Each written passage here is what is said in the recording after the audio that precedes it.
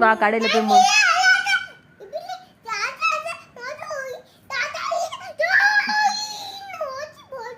டாக்டர்கிட்ட ஊசி பண்ணுமா?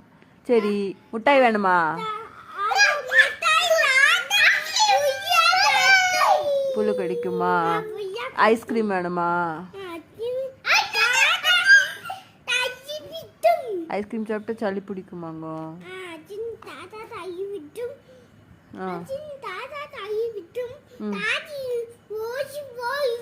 டாக்டர் ஊசி போடுவாங்களாங்க?